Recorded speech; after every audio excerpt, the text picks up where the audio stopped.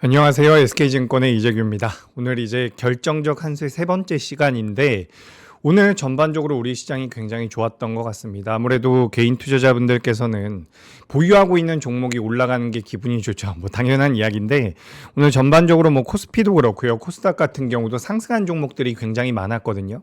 그러니까 작년 같은 경우도 삼성전자와 SK하이닉스가 강하게 끌고 왔지만 상대적으로 못 올라갔었던 종목들이 굉장히 많았었기 때문에 체감상 생각보다 좀 어렵지 않았나라고 생각이 되는데 지금 실질적으로 상승하는 종목 수가 굉장히 가파르게 늘어나고 있거든요. 그래서 우리가 작년 말과 올해 초에도 이런 이야기들을 많이 했던 것 같습니다. 작년에는 강세 종목이 적었다라고 한다면, 그러니까 시장을 이끌어가는 대장주라고 표현을 할 수가 있겠죠. 그런 종목이 있었다라고 한다면 올해는 그래도 상승하는 종목 숫자가 좀 많아지지 않을까. 우리가 그런 이야기를 좀 했었던 것 같은데 그런 흐름이 시장에서 좀 나오고 있는 것 같습니다. 그래서 오늘 전반적으로 좀 기분 좋게 하루 보내셨길 바라고요. 지금 이제 인사들 많이 하시네요. 보시면 우리 안지연님도 계시고요. 그리고 제노님도 계시고. 엘규님도 계시고요. 이제 인사해 주시는데 제가 조금 있다가 이제 우리 시청자분들과 소통도 좀 하고 여러 가지 말씀드려볼 테니까 오늘도 결정적 한 수. 제가 지난주에는 두 가지를 말씀드렸던 것 같아요. 하나는 경계가 좀 필요하다라는 말씀드렸고 그 다음에 유동성이 굉장히 많이 공급이 되고 있기 때문에 우리 시장에 대해서 그때는 좀 또 돌려세운 상태였기 때문에 긍정적인 말씀을 드렸었거든요. 근데 오늘은 제가 전반적으로 시장을 볼 때 다 좋습니다. 다 괜찮은데 비중 조절이 좀 필요할 것 같다는 생각이 들었거든요. 그래서 오늘은 제가 결정적 한 수로는 현금 비중이 좀 필요하다라는 내용을 가지고서 말씀을 드릴 텐데 그에 앞서서 오늘 전반적으로 어떤 일들이 있었는지 우리 시장에서 우리가 지금 체크 포인트가 뭐인지 그리고 사실 제가 지난주 수요일 날 준비했었던 자료가 있거든요. 근데 제가 그 자료를 거의 말씀을 못 드려가지고 오늘 또 시간이 되면 그 부분에 대해서도 말씀을 드려볼 겁니다. 그러니까 지금 우리나라 시장이 어떻게 보면 지난달과 지지난달과 이번 달은 저는 비슷하다라고 생각을 하고 있거든요. 그게 뭐냐면 결국엔 우리나라 시장을 지배하고 있는 것은 현재 반도체죠. 반도체, 유동성 이런 내용들이 있는데 여기 추가적으로 트럼프라든지 머스크가 많이 붙고 있고 또 우리나라 정책적인 부분들 이런 것들이 많이 붙고 있습니다. 근데 이 내용들을 제가 한 번씩 말씀드리긴 하는데 한번 정리할 필요가 있어가지고 제가 오늘 자료도 준비했으니까 그거 좀 이따가 한번 보시면 좋을 것 같고요. 전반적으로 이제 시장 상황에 대해서 제가 좀 말씀드려보도록 하겠습니다. 시장에는 전반적으로 수급이 괜찮았죠. 코스피 같은 경우는 개인 투자자분들이 매도를 했지만 제가 봤을 땐 금융투자 쪽을 통해 가지고 ETF 자금이 많이 들어왔다라고 보시면 좋을 것 같고요. 코스닥 같은 경우는 기관과 외국인들이 순매수를 좀 해줬습니다. 그래서 참 요즘에 시장 보면 어떤 생각이 드냐면 과거에는 개인 투자자분들이 대량의 매수를 하게 되면 그 다음 날에는 시장이 밀렸던 경우가 많은데 요즘에는 그런 것 같지가 않아요. 제가 오늘도 이제 회사에서 주위에 있는 동료분들과 어떤 이야기를 좀 했냐면 과거에는 개인 투자자들의 수급이 많이 들어오게 되면 시장이 고점을 찍었던 경우가 많은데 최근에는 오히려 개인 투자자분들이 좀 더 잘하는 것 같다라는 이야기를 했거든요. 그러니까 저 같은 경우도 지금 우리 방송에서 몇 차례 말씀드렸던 게 뭐냐면 삼성전자와 SK하이닉스 같은 경우는 지금 외국인들의 지분율이 그렇게 높지가 않습니다. 우리가 작년부터 삼성전자와 SK하이닉스가 엄청나게 올라오는 그 과정 속에서 외국인들은 비중을 많이 못 늘렸거든요. 근데 우리가 가만 생각을 해보면 과거에는 외국인들이 우리나라 종목들에 대해서 공매도를 치면 우리나라에서 그 물량들을 소화를 하지 못했거든요. 그래서 외국인들이 마음 먹고서 공매도를 쳐버리면 우리나라 기업들이 밀리는 것을 막을 수가 없었어요. 근데 최근에는 외국인들이 좀 공매도를 치더라도 우리나라에서 5조씩 6조씩 매수를 해버리니까 외국인들이 지금 제 생각에는 좀 이게 아닌데 라고 생각을 할 가능성이 높아 보입니다. 그래서 이런 상황이 좀 이어지다 보면 환율이 안정이 될 가능성이 있다라고 생각이 되고요. 어느 시점이 되면 미증시도 반등을 좀 더 강하게 해줄 수가 있겠죠. 지난주 금요일 같은 경우는 지금 다우존스가 신고가를 경신하긴 했지만 우리나라가 많이 추종하고 있고 많이 따라다닐 수 있다. 비슷한 주가름이 나온다라고 볼 수 있는 나스닥이나 S&P 500 같은 경우는 주가가 많이 못 올라왔거든요. 그래서 우리가 나스닥이라든지 S&P 500이 많이 올라오게 되면 미국인들 같은 경우도 우리나라 주식을 매수할 수밖에 없다라는 겁니다. 그러니까 지금은 외국인들 마음대로 우리나라 시장이 움직이지 않고 있다라는 관점으로 보시면 좋을 것 같고 어느 시점이 되면 외국인들도 우리나라 시장을 매수해줄 확률이 높아 보이거든요. 그런 관점에서 본다면 우리 시장 같은 경우는 아직까지는 우상향의 여력은 좀 남아있다라고 저는 생각을 하고 있습니다. 뭐 수급적인 부분에 대해서 갑자기 좀 말씀드렸는데 전반적으로 최근 우리나라 시장을 뭐 압도적으로 잡아주고 있는 수급은 저는 개인 투자자분들이라고 생각을 하고 있거든요. 그래서 이 부분 체크 한번 해보시면 될 것 같고요. 뭐 전반적으로 오늘 비차익 순매수라든지 차익 순매수라든지 프로그램이 굉장히 좋았습니다. 프로그램이 굉장히 좋았고 우리가 주변 자금이라고 하죠. 제가 여기 지금 HTS에다가 좀 띄워서 보여드릴 텐데 이것도 지난 시간에도 한번 말씀드렸던 것 같아요. 요즘에 이제 시장 이야기를 하다 보면 가장 많이 말씀하시는 부분이 뭐냐면 이 신용 잔고가 많이 늘었다라는 말씀들을 많이 하시거든요. 근데 제가 요거 좀 논란이 될 수 있는 말일 수가 있지만 이렇게 좀 말씀을 드리고 싶어요. 그게 뭐냐면 사실 우리나라 시장이 올라갈 때 신용잔고는 거의 대부분 정비례를 하면서 올라갑니다. 그러니까 신용잔고가 늘어난다는 것은 나중에 시장이 깨졌을 때 물량이 나올 수 있다는 리스크로 생각을 할 수도 있지만 기본적으로 우리나라 시장 같은 경우는 신용잔고와 같이 움직였었던 경우가 더 많거든요. 그렇기 때문에 신용잔고가 올라가는 것을 우리가 너무나도 부정적으로 보실 필요는 없다는 말씀 드리면서 지난 시간에도 이거 제가 한번 캡처해서 말씀드렸죠. 지금 보시면 아시겠지만 이 파란색이 고객 예탁금이고요. 빨간색 같은 경우는 이제 신용잔고라고 보시면 좋을 것 같거든요. 보시면 아시겠지만 최근에 신용잔고가 많이 늘어나긴 했지만 고객 예탁금 같은 경우도 많이 늘어났습니다. 그런 관점으로 본다면 아직까지 신용잔고가 굉장히 불안정하진 않다. 물론 이건 더 중요한 건 있어요. 그게 뭐냐면 글로벌 증시 자체가 흔들리면서 밀림이 나왔을 때는 이 신용 물량들이 갑자기 투매 물량으로 나올 가능성이 있기 때문에 그때는 문제가 될 수가 있습니다. 하지만 뭐 우리나라 시장이 1% 움직이고 2% 움직이고 좀 안정적인 흐름을 보여준다라고 한다면 이 정도 신용잔고 같은 경우는 현재 고객 예탁금을 기준으로 봤을 때는 하반 경직을 보일 수 있겠다. 이렇게 좀 말씀을 드려보도록 하겠습니다. 전반적으로 시장에 대한 수급은 저는 긍정적이라고 보고 있어요.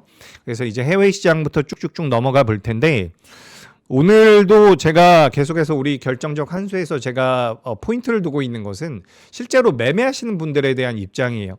제가 여러분들께 3개월 후에 6개월 후에 주가가 올라갈 겁니다 라고 말씀드리는 것보다 내가 지금 주식을 보유하고 있는데 이제 어떻게 해야 될까? 내가 지금 현금이 많은데 어떻게 해야 될까? 이 부분에 대해서 저는 말씀을 드리고 싶은 거거든요.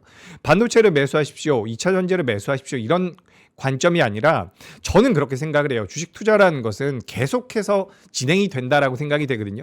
가끔씩 제가 개인 투자자분들 만나보면 어떤 이야기를 하냐면 내가 무슨 A라는 종목 가지고 대박이 나서 내가 이제 인생이 완전히 역전이 돼서 난 주식시장을 떠나겠다 이런 말씀을 하시는데 우리 정말 좀 냉정하게 한번 생각을 해보자고요.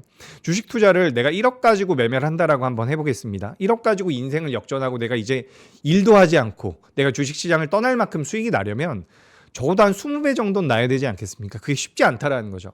우리가 2천만 원, 3천만 원 가지고 주식 투자하시는 분들도 굉장히 많은데 그 자금도 작은 자금이 아닙니다. 하지만 내가 그걸 주식 투자를 통해 가지고 내가 뭐 일도 그만둘 만큼 경제적인 자유를 얻기 위해서는 정말 큰 수익이 나야 되는 거거든요. 이게 어떤 걸 의미하는 거냐면 주식 투자는 계속 되어야 된다라는 거죠. 그래서 지금도 주식 매매를 할 거고요. 내년에도 해야 되는 거고 10년 후에도 해야 된다라고 저는 생각을 하고 있거든요. 그래서 그런 관점에서 여러분들께서 시장을 보실 때 지금 현재는 어떻게 하는 게 좋을까라는 것에 대해서 제가 좀 아이디어를 드리고 싶은 겁니다. 그 아이디어 중에서 오늘 제가 말씀드리고 싶은 것은 비중 조절이라는 거예요. 제가 가끔씩 이제 고객분들께서 전화가 옵니다. 삼성전자를 매수해달라. 고민을 많이 하죠. 왜냐하면 주가가 그래도 좀 올라와 있는 상황이니까. 저는 분명히 말씀드리지만 매수냐 매도냐라고 한다면 저는 지금 우리 시장은 매수라고 생각을 하고 있습니다. 하지만 주가가 많이 올라온 상태에서 삼성전자를 매수하자라고 한다면 저는 걱정이 되는 거죠. 걱정이 되기 때문에 비중 조절하셔야 됩니다라고 말씀드리는데 초보 투자자분들 중에선 이 비중이라는 것에 대한 개념을 많이 안 가지고 계신 분들도 계세요. 그냥 매수면 매수지. 무슨 비중 조절이냐 이렇게 생각하시는 분들이 계신데 지금 만약에 우리나라 시장이 굉장히 저점대에 놓여 있다. 작년 3,000포인트 언저리에서 제가 지금 이런 방송을 하고 있다면 여러분들께 뭐 비중 조절 뭐가 필요하겠습니까? 우리나라 시장 많이 올라온 것도 없는데 라고 말씀을 드렸겠죠. 근데 지금 우리나라가 작년만 하더라도 3,000포인트 전후에서 움직이고 있었던 상황에서 5,000포인트까지 올라왔기 때문에 때문에 어쨌든 단기적으로 올라온 것은 맞습니다. 제가 뭐 삼성전자와 SK하이닉스가 2026년도에 벌어들일 만한 이익을 기반으로 해서 EPS가 상향되고 있는 부분들을 고려해 본다면 현재 우리나라 시장 같은 경우는 고평가라고 볼 수가 없습니다. 하지만 그럼에도 불구하고 너무 빠르게 올라왔기 때문에 비중 조절이 필요한 시점이라는 말씀을 좀 드리고 싶어요. 현금을 10%든 20%든 좀 보유할 필요가 있다라는 말씀 드릴 건데 뭐 일단 시장 한번 간단하게 짚어보면서 말씀드려보도록 하겠습니다. 자, 일단 첫 번째 화면 한번 보시죠. 요거 이제 다우존스가 2.47%. 요거 이제 많은 투자자분들께서 좀 그냥 다우존스라고 아시는데 요거 다우 산업지수입니다. 다우 산업지수. 뭐 지난주에 ISM 제조업 지수가 발표가 나왔는데 굉장히 긍정적인 수치가 나왔죠. 그러면서 다우존스가 굉장히 좋은 모습을 보였습니다. 제가 어디가 진동이 좀 오는 것 같은데 휴대폰 아닌 것 같고요. 그리고 이제 나스닥 같은 경우도 2% 올라왔고 S&P 500 같은 경우도 1.9%가 올라왔습니다. 뭐 WTI 유가죠. 유가 35달러로 마무리가 됐고요. 달러 인덱스 같은 경우는 97포인트에서 마무리가 됐다라고 보시면 좋을 것 같습니다. 특징적인 부분은 다우존스가 올라왔다라는 부분이에요. 이거 제가 많이 강조드리고 있습니다. 그게 뭐냐면 지금 우리나라 개인 투자자분들께서는 미국의 주식을 굉장히 좋아해요. 저도 좋아합니다. 저도 굉장히 좋아해요. 왜 그러냐면 이건 냉정하게 솔직하게 말씀드려야 돼요. 미국 기업들과 우리나라 기업들이 뭐 정면 대결을 한다. 이게 상대가 안 되는 이유가 뭐냐면 이 캐펙스 투자의 규모 자체가 굉장히 다르거든요. 투자되는 규모 자체가 미국과 중국과 우리나라는 다르기 때문에 미국 기업들보다 우리나라 기업들이 좋다라는 관점이 아니에요. 하지만 주식 시장이라는 것은 결국엔 내가 무언가 수익을 확정 지은 다음에 좀 더 밸류가 낮은 쪽으로 이동하는 습성이 있거든요. 우리나라가 지금 미증시보다 주가 흐름이 안 좋았던 게 14년간 이어졌습니다. 우리가 과거에 중국을 필두로 해서라고 하니까 좀 표현이 이상한데 중국과 신국들이 강세를 보였었던 시장이 있고요. 그리고 미국을 비롯한 선진국들이 강세를 보였었던 시기가 있거든요. 제가 기억을 하기로는 코로나 전후로 해서 선진 증시가 아니라 이 신국 증시 쪽으로 자금이 들어올 만한 여건이 형성이 됐던 걸로 저는 기억을 하고 있어요. 근데 당시에 코로나가 터지면서 다시 한 번 더 펀더멘탈이 안정적인 선진 증시로 자금이 들어갔었거든요. 그리고 나서 몇 년 동안 선진 증시, 미증시를 필두로 해서 성장주들이 엄청나게 올라왔는데 그리고 나서 이제 작년에 우리나라 시장이 결국엔 미국보다 좀 더 강력한 모습을 한번 보여줬죠. 근데 저는 그게 시발점이라고 생각을 하고 있거든요. 여전히. 그렇기 때문에 미국 증시도 좋지만 중장기적으로 보면 좋겠지만 단기적으로는 우리나라 시장이 좋다라는 말씀. 제가 이거 2025년도, 2024년도 말에 모 방송에 나가서 2025년도 그러니까 작년이죠. 작년에 2025년도 우리나라 증시가 좋을 겁니다. 라고 했다가 진짜 욕을 많이 먹었거든요. 근데 실제로 이제 우리나라 증시가 좋았어요. 올해 같은 경우도 제가 비슷한 말씀을 좀 드리고 있습니다. 우리나라 시장을 보시면 좋고 만약에 미증시를 매매한다라고 하더라도 금융이라든지 다우존스와 관련되어 있는 기업들을 보시는 게 좀 더 매력적일 수가 있어요.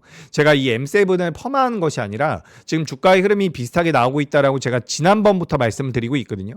제가 성장주와 가치주에 대한 이런 배분율을 기준으로 했을 때 설명드렸던 자료가 있는데 요거죠. 제가 요거 가지고 그동안 많이 설명드렸습니다. 우리 3프로에 나와서.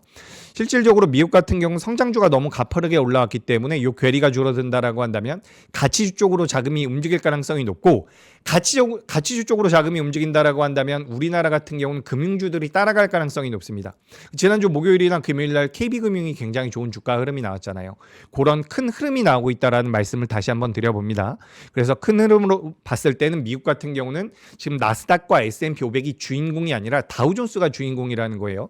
근데 이게 미국에선 먼저 나오고 있을 가능성이 높다라는 거고 우리나라 같은 경우 좀 시차가 있을 수가 있겠지만 결국에는 우리나라 같은 경우도 가치주들이 어느 정도 재평가될 가능성이 있겠다라는 말씀 드려봅니다. 그리고 이제 우리나라 시장이었죠. 엄청나게 좋았습니다. 코스피가 4.1% 올라왔고 코스닥이 4.3% 올라왔습니다. 양시장 다 굉장히 좋은 모습이 나왔는데 오늘 이제 시장을 보면서 전반적으로 봤을 때 제가 가장 많이 느낀 이런 감정이 뭐냐면 3, 4%대의 변동성이 고착화되는 게 아닌가라는 생각이 좀 들거든요. 아무래도 이제 개인 투자자분들께서도 매매를 많이 하고 계시고 기관 투자자나 외국인 투자자 같은 경우도 지금 이 시장 자체의 변동성이 너무 커지고 있는 상황이라고 보시면 좋을 것 같아요. 호가창은 얇고 ETF 물량들로 인해서 변동성이 굉장히 커지고 있다라고 보시면 좋은데 그렇기 때문에 지금 개인 투자자분들이 굉장히 힘들 수 있습니다. 제가 지난주 우리나라 시장 한번 급락 나왔었던 적이 있잖아요. 지난주 월요일에도 우리나라 시장이 급락이 한번 나왔고요. 그리고 이제 우리가 코스피 기준으로 봤을 때 지난주 금요일 같은 경우도 급락이 나왔는데 요런 자리에서 아침부터 전화가 받으세요. 이거 이 차장 이거 어떻게 해야 되지? 뭐 팔아야 됩니까? 이렇게 저한테 물어본단 말이에요. 근데 사실 우리가 잘 생각을 해봐야 돼요. 오늘 아침에 장 일어나가지고 미증시가 좋아서 아침에 우리나라 시장이 갭상승이 떠서 시작이 되면 그날은 매수하기가 어려운 날이에요. 반대로 시장이 많이 밀렸는데 시장에 어떤 펀더멘탈적인 문제가 없다라고 한다면 시장이 밀렸을 때가 오히려 매수하기가 좋은 거거든요. 그러니까 지금 어떻게 보면 시장이 밀릴 때는 무섭다라고 생각이 돼서 매도를 하겠다라는 분들이 계시고요. 시장이 올라와서 시작할 때에는 오늘은 시장이 좋을 것 같으니까 매수를 하겠다라는 분들이 계신데 어떤 방식이든 괜찮습니다. 수익만 나면 저는 괜찮다라고 생각을 해요. 근데 기본적으로 현금 비중이 어느 정도 마련이 되어 있는 상황이 현재 시점에선 필요하다라는 말씀을 좀 드리고 싶습니다. 현재 시점에서는 현금 비중이 좀 필요하다라는 말씀 드리고 올라갈 때 따라가는 매매도 저는 선호해요. 뭐 매매할 수 있습니다. 그렇게. 근데 기본적으로 주식 투자를 많이 하지 않으신 분들 같은 경우는 밀려 내려왔는데 별다른 문제가 없는 것 같아. 그럴 때가 매수하기 좀 더 적합한 시점이라는 말씀을 드리고 싶어요. 그리고 올라갔을 때 오늘 같은 경우도 아침에 갭상승이 나온다라고 하면 예를 들어보죠. 한 3% 4% 올라왔는데 거기서 시초가에 따라 들어가면 주가가 올라가더라도 2, 3% 정도 수익이 날 수 있다는 겁니다. 기본적으로 여러분 주식은 내가 예상이 되고 있는 내가 벌 수 있는 기대 수익률과 주가가 밀려 내려왔을 때 내가 손절할 수 있는 그 손절 라인을 잡아야 된다라고 저는 생각을 하거든요. 그래서 기대 수익률에 대한 그런 손익비가 유리한 자리에서 매매를 하는 게 좋다라는 말씀 좀 드리고 싶습니다. 그래서 최근에 우리나라 시장이 변동성이 코스피도 그렇고 코스닥도 그렇고 굉장히 커지다 보니까 제가 이런 내용들을 좀 가지고 왔거든요. 지난주 같은 경우도 사이드카만 3번 나왔다라고 이야기가 되고 있는데 삼성전자가 여러분 시가총액이 1000조에 육박을 하는 기업이에요. 근데 이런 기업들이 하루에 5%씩 움직인다라는 것은 시총이 50조씩 왔다 갔다 한다라는 부분이거든요. 여러분들 아시겠지만 코스피와 코스닥에 대한 외국인들의 순매수 포지션을 보면 하루에 1조 매수했다라고 해도 많이 매수했다라고 이야기가 되거든요. 하지만 시장 자체의 이 종합주가지수가 아니라 시가총액의 편차는 굉장히 빠르게 커지고 있다라는 거죠. 그러니까 시장이 지금 빠르게 움직이고 있기 때문에 초보 투자자분들은 역시나 비중 조절이 필요하다라는 내용입니다. 그러니까 제가 시장에 매일매일 참여를 하면서 오늘 우리나라 시장의 반도체에 대해서는 이런 내용이 나왔구나, 조선에 대해서는 이런 내용이 나왔구나, 제약바이오에 대해서는 이런 내용이 나왔구나라는 것을 저는 공부를 하지만 제가 주위에서 뭐 전업 투자라거나 PB로서 굉장히 좋은 성과를 고객님들께 만들어준 분들을 보면은 사실 그 부분에 대해서 저처럼 민감하게 생각 안 해요. 생각보다 잘 관심 없습니다. 결국에는 내 종목이 가느냐 올라가느냐 여기에 대해서 집중을 하고 있고 비중 조절에 대해서 집중을 하고 있고 내가 지금 매수를 할 타이밍인지 매도할 타이밍인지를 고민을 하고 있는 부분이거든요. 그래서 저는 시장에서 많은 뉴스들이 나오고 있고 그 뉴스에 대해서 여러분들께 당연히 설명도 드리겠지만 더 중요한 건 현재 시점에서 여러분들께서 고민해 봐야 되는 그런 투자 아이디어라는 거죠. 시장의 변동성이 많이 커졌다라는 내용을 먼저 말씀드려요. 그리고 추가적으로 이제 이런 내용들 같은 경우도 공부 삼아서 보시면 좋습니다. 요건 이제 JP모건에서 나온 내용이죠. JP모건에서 이제 우리나라 증시 7,000포인트 갈 수 있다라는 부분인데 일단 가장 밑에 있는 회색 색깔로 표시되어 있는 부분이 뭐냐면 수익성이 좋아질 수 있다라는 내용이에요. 그리고 이제 그 위에 파란색이 뭐냐면 정부의 정책적인 부분이라고 생각을 하시면 좋을 것 같습니다. 정부의 정책 그리고 세 번째 같은 경우는 삼성전자와 하이닉스의 재평가라고 보시면 좋을 것 같아요. 그리고 위에 같은 경우는 장기적으로 AI라는 트렌드에 따른 모멘텀이라고 보시면 좋을 것 같은데 보시면 아시겠지만 삼성전자와 SK하이닉스에 대한 재평가가 부분이 가장 커요. 제가 우리 매번 클로징벨을 하다 보면 클로징벨에 제가 우리 장렬 본부장님이랑 많이 나오잖아요. 그래서 이제 반도체를 많이 말씀을 해주시기 때문에 제가 반도체 언급을 많이 안 드리다가 최근에 이제 결정적 환수를 하면서 여러분들께 많이 말씀드리고 있는 부분이 지난주부터 코스닥보다는 코스피를 하시는 게 좋고 코스피에선 삼성전자와 SK하이닉스가 매력적입니다라는 말씀을 많이 드리고 있어요. 실질적으로 이거는 우리 시장에 기본적으로 유동성이 많이 들어와 있는 상태에서 펀더멘탈이 따라오고 있는 상황이라는 거죠. 그런 관점에서 좀 보시면 좋을 것 같고 저희 같은 경우도 저희 SK증권 같은 경우도 지금 SK하이닉스에 대해서 목표 주가를 150만 원까지 TP가 나와 있는 상황이거든요. 저희도 계속해서 아침마다 뭐 줌이라든지 이런 것들을 통해 가지고 회의라든지 그런 리서치 분들의 의견을 많이 듣곤 하는데 저는 이제 논리적으로는 SK하이닉스도 그렇고 삼성전자도 그렇고 더 올라갈 가능성이 높다라고 생각이 돼서 계속해서 긍정적인 말씀을 드리고 있는 겁니다. 그럼에도 불구하고 지금 현금 비중이 필요하다라는 것은 어쨌든 단기적으로 많이 올라온 우리 시장에 대해서 제가 좀 경계성 발언을 하고 있다라고 보시면 좋을 것 같아요. 그런 말씀 좀 드리고 추가적으로 이제 우리나라 시장이라든지 요 IT 섹터에 대한 자료도 좀 더 준비를 해왔으니까 요것도 계속해서 보면서 말씀드려 보도록 하겠습니다. 자, 여기 보시면 지금 자료 잠깐만 보여주세요. MSCI 코리아 IT에 대한 예상 EPS거든요. 여기 보시면 이 빨간색이 예상 EPS예요. 그러니까 과거의 EPS들과 비교해 봤을 때 과거의 흐름들과 비교해 봤을 때 지금 굉장히 가파르게 솟구쳐 올라와 있는 상황이죠. 이렇기 때문에 지금 우리나라 삼성전자와 SK하이닉스 같은 경우는 제가 개인적으로 생각했을 때는 폭락은 나올 가능성이 낮다라고 보여져요. 실적을 기반으로 하고 있기 때문에, 그리고 추가적으로 외국인들도 많이 덜어낸 상태이기 때문에 여기서 우리나라 투자자들이 만약에 물량을 받아준다라고 한다면 순간적으로 튈 가능성도 굉장히 높아 보입니다. 긍정적이란 말씀 드리고 싶고, 그리고 PER 같은 경우도 뭐 10배 수준으로 우리가 놓여 있기 때문에 우리가 고평가되어 있다라고 보기가 굉장히 어렵다라는 거죠. 그래서 이런 부분들은 기본적으로 많이 말씀드렸던 것 같습니다. 뭐 PER이 10배고 우리나라 시장 말고 선진 증시 같은 경우는 평균적으로 PER이 15배거든요. 그리고 제가 이것도 한번 말씀드리고 싶어요. 제가 가끔씩 이제 투자자분들 만나보면 많이 하시는 말씀이 뭐냐면 우리나라는 선진국이 아니라는 말씀을 많이 하시는데 우리나라 선진국입니다. 우리가 이제 MSCI랑 어떻게 보면 쌍벽을 이룬다라고 표현을 하는데 사실 MSCI가 압도적이긴 해요. 근데 우리가 FTSE라고 해가지고 이 파이낸셜 타임즈에서 만드는 또 인덱스 지수가 있거든요. 근데 거기는 우리나라가 선진국에 포함이 된 지가 편입이 된 지가 굉장히 오래됐어요. 근데 이제 MSCI 같은 경우 우리나라가 맨날 신흥국으로 남아 있는 상황인데 올해 5월 달이라든지 6월 달이라든지 또 MSCI 편입에 대한 기대감이 어느 정도 부여된다라고 한다면 아까 전에 말씀드렸던 것처럼 선진 증시 같은 경우는 PR이 15배 정도가 나오고 있거든요. 지금 우리나라 시장이 10배, 11배라고 하더라도 어떻게 보면 추가 상승의 여력은 분명히 있다라는 말씀을 드리고 싶습니다. 다만 근데 이게 좀 아쉬운 거는 삼성전자와 SK하이닉스에 많이 몰려있다라는 거예요. 삼성전자와 SK하이닉스 빼면 우리나라 종합주가지수가 지금 3,400포인트대라고 이야기가 되고 있거든요. 그래서 지금 만약에 여러분들께서 반도체가 없다라고 한다면 반도체 보시는 게 그래도 좀 필요하다라고 생각이 되고 있습니다. 제가 뭐 우리 방송 나와서 제약바이오도 괜찮게 말씀을 드렸고 뭐 여러 가지 섹터 말씀드렸는데 메인은 역시나 반도체란 말씀을 다시 한번 드리고 싶어요. 그리고 이건 굉장히 좀 애매했었던 내용들이 있어요. 사실 지난주 금요일이었죠. 금요일날 우리나라 급락 나왔잖아요. 근데 지난 금요일날 급락이 나오면서 뭐 아마존이 캐펙스 투자를 많이 해서 비용을 많이 써서 수익성이 악화될 것이다 이런 내용들 많이 있었는데 실제로 아마존 같은 경우는 캐펙스 투자를 많이 했죠. 제가 이거 지난주 금요일에 만들어 놓은 자료인데 글씨가 좀 작아서 제가 밑에다가 이제 이미지를 좀 가지고 와봤어요. 우측에 보시면 이제 200조 달러, 200조 달러면 엄청나죠. 우리나라 돈으로 한 260조, 270조 정도 되겠네요. 이 주황색이 아마존, 그리고 요 빨간색이 연한 주황색이 아마존. 이게 주황색 맞나요? 노란색인가? 그리고 이 빨간색, 이 붉은색이 알파벳 이렇게 되어 있어서 약 우리나라 돈으로는 900조 정도의 캐펙스 투자가 진행이 될 것이다라고 이야기가 되거든요. 근데 우리가 원래 그렇게 이야기해 왔었어요. 빅테크들이 이 하이퍼스케일러들이 캐펙스 투자를 하면 우리나라 반도체 기업들은 메모리 기업들은 수혜를 받을 것이다. 근데 지난주 금요일에는 그 부분에 대해서 좀 희석이 되면서 우리나라 기업들에 대해서 부정적인 내용들이 나왔었거든요.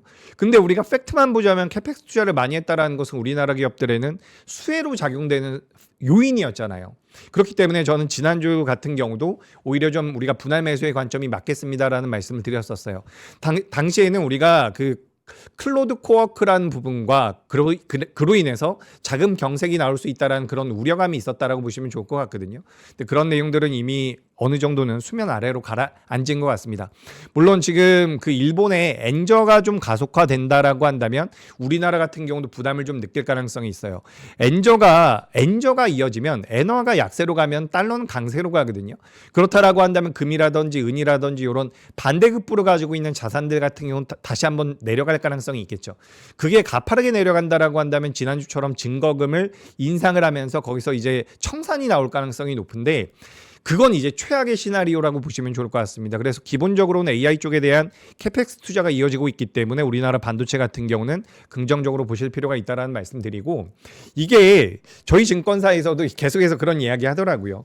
공급자 우위의 시장이라고 합니다. 그러니까 선 주문을 받고 후 증설을 한다라는 거죠. 그래서 이런 부분들을 고려해 본다면 매력적이고, 요거 한 가지 좀 말씀드리고 싶어요. 그게 뭐냐면 지금 이제 AI라는 것이 나온 이후에 우리가 기존 소프트웨어 기업들이죠. 제가 여기 좀 자료를 가지고 왔는데 사실 자료를 보면서 찾으면서 말씀드리기가 굉장히 어렵네요. 자료를 찾으면서 말씀드리기가 참 어려운데 제가 좀 말씀드려 볼게요. 여기 자료가 지금 딱 보이지가 않는데 어떤 말씀을 드리고 싶냐면 지금 이렇게 생각을 하셔야 돼요. 어떤 부분이냐면 AI가 지금 성장을 하면서 기존에 있는 소프트웨어 업체들의 수익성을 악화시킨다라고 이야기를 하고 있잖아요. 그죠? 근데 원래 기존 기업들 같은 경우는 사실 전체 시장에서 차지하고 있었던 캐파 자체가 크지 않다라는 거예요. 그러니까 특화되어 있는 소프트웨어를 가지고 있는 기업들이 이번에 클로드 코어크를 통해 가지고 어떻게 보면 악재가 만들어질 수 있다라는 분석이었다라고 한다면 그런 기업들이 실제로 이 AI 소프트웨어 시장에서 차지하고 있는 비중 자체가 굉장히 작았다라는 거죠. 오히려 오픈 AI라든지 엔트로픽 같은 경우는 추가적인 투자를 할 가능성이 높다라는 겁니다. 그렇기 때문에 우리가 지금 반도체 기업들 같은 경우는 오픈 AI나 엔트로픽이 추가적인 투자를 한다라고 한다면 그에 따른 캐펙스 투자에 대한 수혜를 받을 가능성이 높다라는 거죠. 우리가 이게 제가 갑자기 용어가 생각이 안 나는데 제가 잠깐 찾아보면서 말씀드려볼게요. 이 제본스의 역설이라는 논리가 있습니다. 제본스의 역설이라고 하더라고요. 기술의 효율이 올라가게 되면 결국에는 자원 사용이 줄어드는 것이 아니라 기술 효용이 늘어나게 되면 오히려 총 소비가 늘어난다라는 그런 논리가 있거든요. 영국에서 만들어졌다라고 해요. 19세기 때 이런 제본스의 역설이라는 논리가 만들어졌는데 그게 뭐냐면 무언가가 효율화가 되면 그 효율화를 통해서 기존에 보급이 됐었던 뭐 디램이라든지 낸드 쪽에 대한 관심도가 떨어지는 것이 아니라 이게 효율적으로 성장을 하게 되면 메모리는 더 강력하게 성장을 할 가능성이 높다라는 거죠. 그런 관점으로 본다면 역시나 반도체 같은 경우는 굉장히 여전히 매력적이란 말씀을 좀 드려보면서 전체적으로 이제 시장에 대한 반도체 쪽 같은 경우는 견조하다. 이게 어떻게 보면 현재 우리나라 시장의 굉장히 핵심 부분이라고 생각이 되거든요. 그리고 추가적으로 오늘 반도체도 많이 움직였고 또 어디가 움직였냐면 전력기기, 태양광, 원전 이런 쪽이 변동성을 많이 보였습니다. 그래서 제가 오늘도 이제 반도체도 말씀드리고 뭐 전력기기, 태양광, 원전 이런 것들 만들어 드릴 텐데 사실 여기서 제가 여기 화면 보이시죠? 여기다가 이렇게 좀 적어 드리고 싶어요. 그래서 다음은 이렇게 좀 적어 드리고 싶거든요. 그러니까 우리가 지금 오늘 시장의 특징을 보면 어떠세요? 어떻게 생각하십니까? 오늘 우리나라 시장의 특징을 보면 굉장히 단순합니다. 결국에는 코스피 같은 경우는 반도체를 필두로 움직였어요. 반도체, 전력기기, 원전, 태양광. 그리고 코스닥 같은 경우는 제약바이오, 로봇, 2차전지 이쪽이 움직임을 보였는데 큰 틀에서 본다면 반도체 쪽에 대한 AI 트렌드 쪽에 대한 모멘텀들이 여전히 유효하다라는 거죠. 반도체가 움직이게 되면 그 다음에 따라붙는 이런 내러티브적인 측면을 고려를 해보면 지금 시장에서 오늘 전력기기, 태양광, 원전 요 놈들이 움직였거든요. 보시면 아시겠지만 태양광과 원전은 여러분 뭡니까? 태양광과 원전은 에너지원이에요. 그죠? 전력기기 같은 경우는 에너지를 뭐 변압기, 전압을 높여주거나 낮춰주는 변압기와 송전, 전력 자체를 보내주는 송전, 그리고 배전, 전력을 나눠주는 거죠. 배전, 송전, 그리고 변압기에 대한 모멘텀들을 가지고 있는 전력기기가 변동성이 나왔고 근본적으로 이제 에너지원을 만들어줄 수 있는 태양광과 원전 쪽에 대해서도 자금이 들어왔다라고 보시면 좋을 것 같거든요. 그래서 매매를 잘하고 트레이딩을 잘하는 분들의 입장에선 이거 매매하시면 돼요. 뭐 전력기기, 태양광, 원전 매매하시면 되는데 주식 투자를 할 때 저는 가장 많이 고민하는 게 뭐냐면 이겁니다. 그래서 다음은 뭘까? 지금 반도체 좋다고 제가 계속 떠들었는데 반도체 좋은 거 아시죠? 반도체 좋으면 다음 뭘까? 라고 생각을 하는 거죠. 그래서 지금 에너지원에 대한 관심도가 좀 높아지고 있다라고 보여지거든요. 그래서 뭐 태양광이라든지 배터리 같은 경우도 지금 ESS 쪽에 대한 모멘텀들이 붙어가면서 변동성이 이렇게 나오고 있는데 지금 시장의 트렌드를 알 필요가 있다라는 거예요. 제가 잠깐 한 가지만 말씀드리고 우리 시장에 대한 트렌드로 바로 넘어가도록 하겠습니다. 시간이 너무 없어서요. 자, 요거 하나 보여드릴게요. 여기 보시면 우리나라 지금 보이시죠? 그동안 우리나라에서 HD 현대일렉트릭과 효성중공업과 LS일렉트릭 같은 경우는 굉장히 좋은 주가름이 나왔었거든요. 근데 오늘 상대적으로 약세를 보였었던 기업이죠. 바로 산일전기라는 기업이 있습니다. 미국향 익스포저가 많은 기업이기 때문에 상대적으로 주가름이 좀 둔하다라는 평가가 굉장히 많았던 기업인데 오늘 산일전기가 11%, 12% 정도의 상승이 나왔어요. 근데 여기 제가 준비한 자료를 가만 보시면 요 산일전기가 가장 위에 있는 요거거든요. 요거. 푸른색으로 되어 있는 거. 근데 산일전기 보시면 아시겠지만 이게 작년에 나온 내용이에요. 펀더멘탈 지표 기준으로 봤을 때 산일전기가 유일하게 꺾이는 기업이었습니다. 유일하게 꺾이는 기업이었다라는 거죠. 효성중공업과 LS일렉트릭과 그리고 LS일렉트릭과 HD 현대일렉트릭 같은 경우는 다 올라오고 있는 상황인데 산일전기 같은 경우는 꺾이고 있는 상황이었다라는 거예요. 그럼에도 불구하고 오늘 산일전기가 이렇게 올라왔다라는 것은 여러분들께서 전력기기 쪽에 대해서 조금 더 긍정적으로 바라보셔도 되는 명분이 될 수가 있다는 거죠. 그동안 시장에서 가장 4개의 종목이 있고 3개의 종목이 있는데 그중에서 가장 안 좋게 평가받았던 종목이 올라서고 있다는 겁니다. 물론 산일전기는 다른 3사, 다른 기업들과 비교해 봤을 때는 규모가 굉장히 작습니다. 그렇기 때문에 우리가 의미 자체를 너무 확대 해석할 필요는 없는데 이런 것들은 이제 여러분들께서 레포트를 보거나 내가 관심 있어 하고 있는 업종에 대해서 공부를 할 때는 비교할 수 있는 능력이 있어야 된다는 거죠. 그래서 이런 부분들은 이제 실제로 매매하실 때는 좀 도움이 될 수 있지 않을까라고 생각이 돼서 한번 준비를 해봤고요. 전반적으로 제가 오늘도 자료를 많이 준비를 했습니다. 제가 사실 자료를 전부 다 막 엄청나게 꼼꼼하게 보면서 준비를 하는 건 아니고 제가 또 이제 장중에는 저의 본업이 있다 보니까 막 업무를 하면서 이제 준비를 하는 거예요. 오늘 우리 결정적 한수에서 뭘 말씀드릴까 하면서 준비를 하고 이제 오는 길에 계속해서 좀 살펴보는 거죠. 그래서 이제 준비는 많이 해오는데 꼼꼼하진 못했다 이렇게 좀 말씀드리고 요건 이제 원전에 대한 내용입니다. 원전에 대해서 투자를 많이 하겠다라는 건데 제가 오늘 이제 한 15분 정도 남았거든요.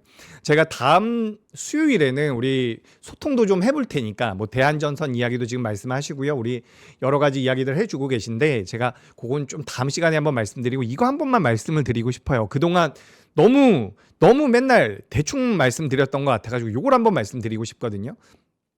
요거 이제 15분 동안 한 챕터당 5분씩 이렇게 말씀드리면 될 것 같습니다. 자, 요 결정적 한 수만 좀 키워주시면 제가 말씀을 드려볼게요. 지금 저는 트럼프가 대통령을 하고 있는 현재 시점에서 여러분들께서 이 트럼프 대통령 임기가 끝날 때까지는 딱 3가지만 기억을 하시면 될 것 같습니다. 첫 번째는 요거예요. AI 패권 전쟁. 여기에 대해서 우리나라 기업들이 잘하고 있으니까 수혜를 받는 거잖아요. 그죠? 이게 가장 포인트예요. 지금 삼성전자와 SK하이닉스 중심이라고 되어 있죠. 전 세계에서 HBM4에 대해서 90% 정도의 점유율이 예상이 된다라는 기사가 아침에 나왔죠. 마이크론은 0%. 그리고 우리나라 삼성전자와 SK하이닉스가 90% 정도를 가져갈 수 있을 것이다라고 이야기가 되고 있는데 영업이익률이 70%가 넘어갑니다. 우리가 과거에는 반도체를 사이클 산업이라고 이야기를 많이 했었죠. 아마 알고 계실 겁니다. 근데 우리가 사이클 산업일 때는 PBR을 붙여서 우리가 계산했다라고 한다면 지금은 이제 PER로 계산을 하기 시작을 했고요.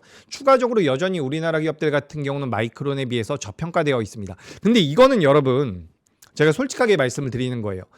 작년 말에도 그렇고 작년 10월 달, 11월 달에도 이런 말씀 많이 드렸던 것 같은데 원래 미국 기업들이 우리나라보다 PER이 높아요. 원래 높은데 제 개인적인 바람이 뭐냐면 이번 사이클만큼은 우리나라 기업들이 좀 더 높은 평가를 받아줬으면 좋겠다. 미국의 마이크론과 PER이 좁혀지는 그런 간극을 좁히는 그 시발점이 이번 연도가 됐으면 좋겠다. 이번 랠리가 됐으면 좋겠다. 저는 그렇게 좀 생각을 하고 있습니다. 그래서 반도체 쪽을 보시는 게 좋고 소부장도 최근에 주가름이 좋잖아요. 근데 제가 명확하게 말씀드려보자면 이거는 선택의 문제입니다. 실전 투자를 하신다라는 분들의 입장에서 제가 말씀을 드릴 거예요. 나는 2% 3%를 수익 낸다라고 하더라도 좀 더 확률 높은 매매를 하고 싶어라고 한다면 전 삼성전자와 SK하이닉스가 맞는 것 같고요. 난 좀 변동성이 더 커. 근데 확률 자체는 좀 낮아요. 예를 들어서 이거 제가 그렇다라고 정의 드리는 것이 아니라 예를 들어서 말씀드리는 거예요. 좀 극단적으로 한번 표현을 드려볼게요. 왜냐하면 그래야지 좀 이해하시기가 편할 것 같아가지고 삼성전자와 SK하이닉스는 향후에 90%의 확률로 수익이 날 가능성이 높아. 근데 주가는 2, 3% 정도 올라갈 거야. 라고 한다면 이것은 굉장히 안정적인 투자 처이지만 기대 수익률은 좀 낮죠.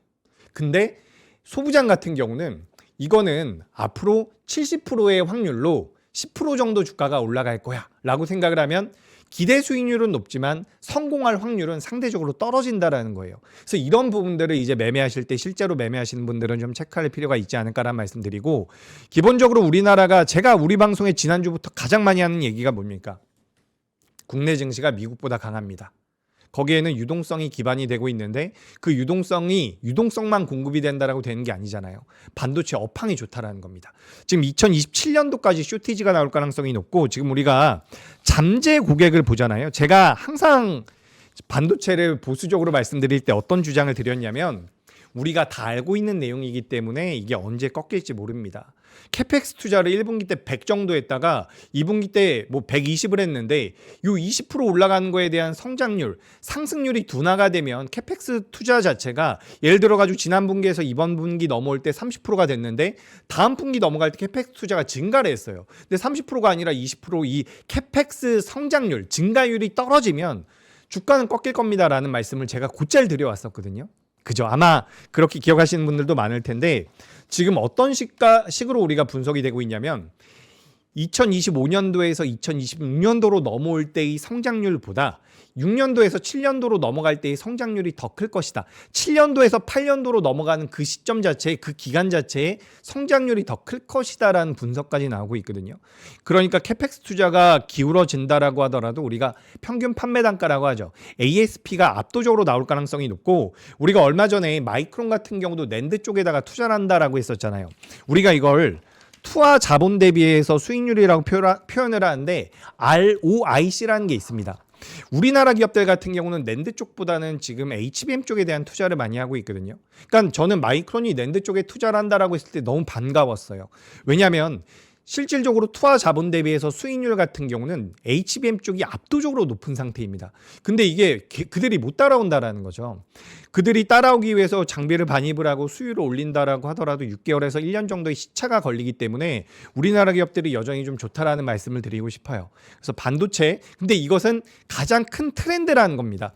산업 구조상 가장 큰 트렌드의 변화. 휴대폰이 처음 나왔을 때 휴대폰이라는 것이 시장에 가장 크게 화두가 됐던 것처럼 그런 변화를 가지고 올 수 있는 큰 트렌드적인 변화라고 보시면 좋을 것 같고, 실제로 이 투자 금액 자체가 과거에 우리가 뭐 아폴로 탐사를 떠날 때 그때도 이제 우주 쪽에 대한 투자를 하겠다라고 해서 각 국가들마다 GDP 대비해서 얼마 정도 우주항공 쪽에다가 그 투자금을 많이 배분을 했다라고 해요. 근데 당시보다도 지금 이 AI 쪽에 대한 투자의 규모 자체가 GDP 대비해서도 굉장히 많이 높아져 있는 상황이라고 합니다. 그러니까 AI라는 트렌드는 여러분도 그렇고 저도 그렇고 이번이 처음이라는 거죠. 그런 관점에서 우리가 머릿속에 딱 담아두세요. 첫 번째, 반도체. 제가 우리 방송에서 반도체 말고 다른 섹터들도 정말 많이 말씀드리거든요. 근데 어쨌든 메인은 반도체라고 저는 생각을 하고 있습니다. 요거 머릿속에 하나 담아두시고, 두 번째는 뭐냐면 이겁니다. 두 번째도 화면 잠깐 보여주세요. 15분까지니까 요것도 한 5분 정도 하면 되겠네요. 이겁니다. 트럼프와 머스크예요. 이게 뭐 우리가 트럼프 트레이딩, 머스크 트레이딩 이런 이야기들 많이 했었잖아요. 트럼프가 중국을 규제함에 따라서 탈중국 공급망 재편.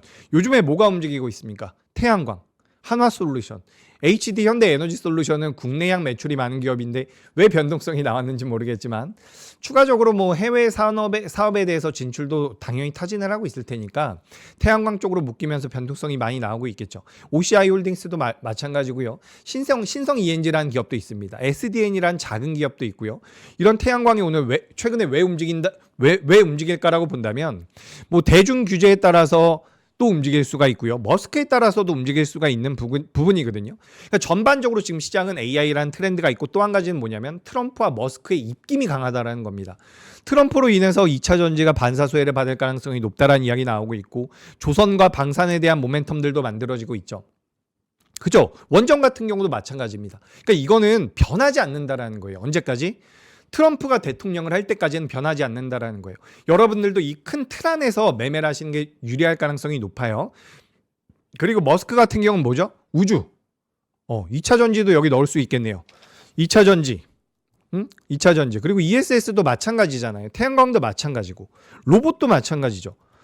이게 전부 다 지금 우리 시장에서 부각이 되고 있는 종목 같지만 어떻게 보면 내러티브가 미국 쪽에서 만들어져서 넘어오고 있는 거거든요. 미래 신성장 산업이라는 거죠. 산업의 재편이 진행될 것이다라는 겁니다. 여러분, 철강이나 화학 같은 기초적인 그런 산업부터 반도체라든지 2차 전지까지 모든 것을 만들 수 있는 국가는 전 세계에 한두 개밖에 없어요. 우리나라 그리고 중국 정도거든요. 그렇기 때문에 미국이 중국을 규제함에 따라서 우리나라 기업들이 수혜를 받는 겁니다. 방산 같은 경우도 트럼프 때문이라고 볼 수가 있겠죠. 글로벌 시장에서 경찰 국가라고 계속해서 이야기를 해왔었던 이 미국이 갑자기 뭐 너네들 알아서 해라고 하니까 각 국가들마다 이제 방산비를 늘리고 있는 거 아닙니까? 그런 부분들을 우리가 고려해 볼 필요가 있다는 거죠. 첫 번째는 AI라는 트렌드, 그리고 두 번째는 트럼프와 머스크란 인물이 지금 글로벌 시장을 좀 이끌어가고 있다라고 보시면 좋을 것 같아요. 그리고 마지막은 뭡니까? 이거죠. 국내 정책. 이것도 생각보다 굉장히 강해요, 여러분.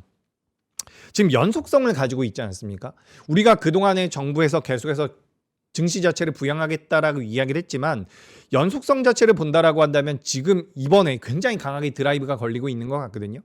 그런 관점에서 본다면 최근에 금융주들, 은행주들이라든지 증권주 같은 경우 시장이 좋으니까 올라온다라고 보더라도 자사주를 많이 가지고 있는 기업들, 주주환원을 많이 할 수 있는 기업들의 주가 흐름이 굉장히 잘 나오고 있습니다.